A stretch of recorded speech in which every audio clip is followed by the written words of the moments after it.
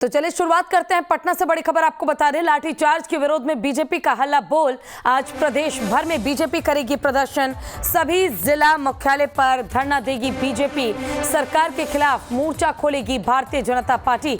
तो आज प्रदेश भर में बीजेपी की ओर से विरोध किया जाएगा, प्रदर्शन किया जाएगा। कल काला दिवस मनाया गया था और कार्रवाई को भी स्थगित करना पड़ा था मजबूरन हंगामे के बाद। हालांकि आज बीजेपी प्रदेश भर में जगह जगह प्रदर्शन करने के लिए तैयार है। लाठीचार्ज के विरोध में प्रदर्शन किया जाएगा।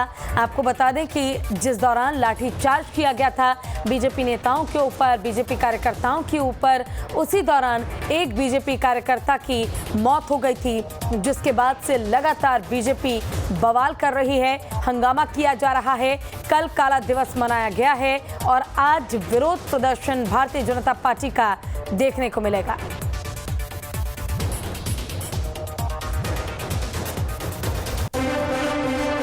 ज्यादा जानकारी के लिए हमारे साथ हमारे संवाददाता अमन जुड़ गए पटना से। अमन, आज बीजेपी प्रदेश भर में जगह जगह विरोध प्रदर्शन करेगी। इस प्रदर्शन को लेकर क्या जानकारी, कहां से इसकी शुरुआत होगी, कौन कौन इस प्रदर्शन में शामिल होगा?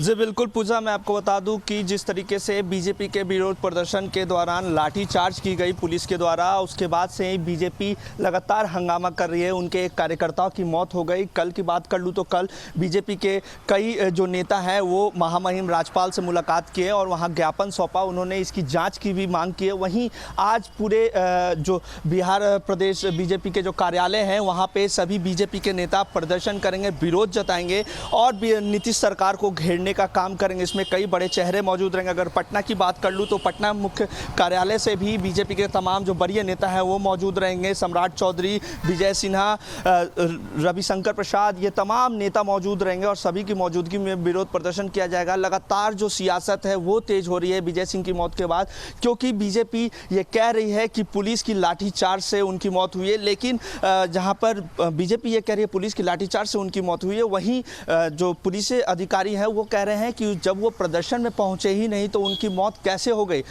जब उनकी मौत हुई उस पर एक भी लाठी का उपयोग नहीं किया गया था। वो वहां पहुंचे ही नहीं थे, मौजूद हुए नहीं थे। वो उससे पहले ही वो उनकी तबीयत बिगड़ी थी और उनके जो साथ एक व्यक्ति थे उन्होंने इसकी भी पुष्टि की है कि वो प्रदर्शन में नहीं पहुंचे थे। लेकिन बीजेपी लगातार इस पर सियासत कर रही है। अगर मानसून सत्र की बात कर लूँ तो ये पूरा मानसून सत्र, 5 दिनों का मानसून सत्र हंगामे की भेंट चढ़ा।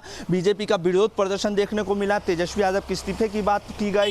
उसके बाद जब बीजेपी सड़क पर उतरी तो पुलिस के द्वारा लाठियां भी बरसाई गई और लाठियां बरसाने के बाद कार्यकर्ता की एक मौत हो जाती है। उसके बाद से ही जो सियासी बवाल है वो देखने को मिला। कल की बात कर लूँ तो कल भी पूरे दिन हंगामे की भेंट चढ़ गया मानसून सत्र। एक भी बहस नहीं हो पाई जनता से जुड़ी सवालों पर और यही कारण है कि आज पूरे प्रदेश भर में बीजेपी अपना प्रदर्शन करेगी, सरकार को घेरेगी और लगातार बीजेपी के तमाम जो नेता ये कह रहे हैं कि इसकी जाँच होनी चाहिए। आखिरकार लाठीचार्ज हुई क्यों? क्योंकि हमने जब शांतिपूर्ण मार्च निकाला था तो लाठीचार्ज की ज़रूरत ही नहीं थी। लेकिन तमाम जो बीजेपी के नेता हैं ये कह रहे हैं कि लाठीचार्ज की ज़रूरत नहीं थी। वहीं महागठबंधन के नेता ये कह रहे हैं कि अगर आप लॉ एंड ऑर्डर को तोड़िएगा तो आप पे पुलिस कार्रवाई करेगी, उसको रोकथाम के लिए पुलिस को जो भी बल का प्रयोग करना होगा वो करेगी। लेकिन बीजेपी का यह कहना है कि पुलिस पहले से तैयार थी हमें रोकने के लिए, हम पे लाठियाँ बरसाने के लिए और यही कारण है कि बिहार में सियासी बवाल मचा हुआ है। लगातार बीजेपी प्रदर्शन कर रही है और आज भी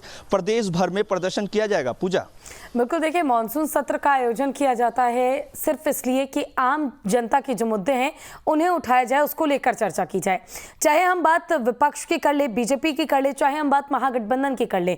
बीजेपी कार्यकर्ता जिसकी मौत हुई उनको लेकर भी बवाल तो मचा हुआ है। लेकिन ऐसे में अमन, सबसे बड़ा सवाल ये कि आखिर आम जनता के लिए, आम सरोकार के लिए जो चीजें होनी चाहिए, आखिर बिहार कब तक इसी चीजों से जूझता रहेगा? राजनीतिक लाभ के लिए आप पार्टी बदलते हैं या फिर तमाम चीजें अगर होती भी हैं तो लोगों को कब तक ये दंश झेलना पड़ेगा?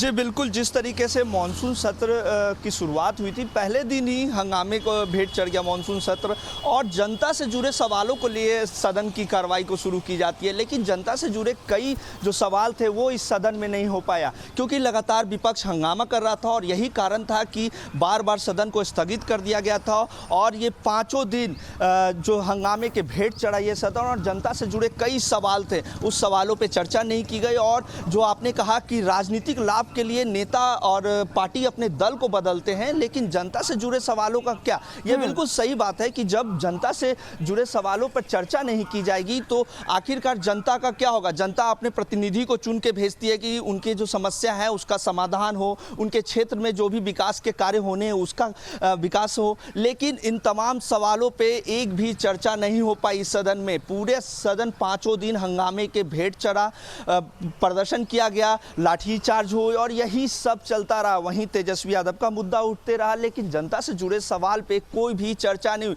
कई ऐसे चर्चा होनी थी सदन में, लेकिन उस पर बहस नहीं हो पाई। विपक्ष लगातार हंगामा कर रहा था और यही कारण है कि जो भी सवाल और जवाब पूछे जाने थे इस सदन में बिल्कुल नहीं हो पाया। पूजा, ठीक है अमन, आपका बहुत बहुत शुक्रिया इस तमाम जानकारी के लिए। आप बने रहिए।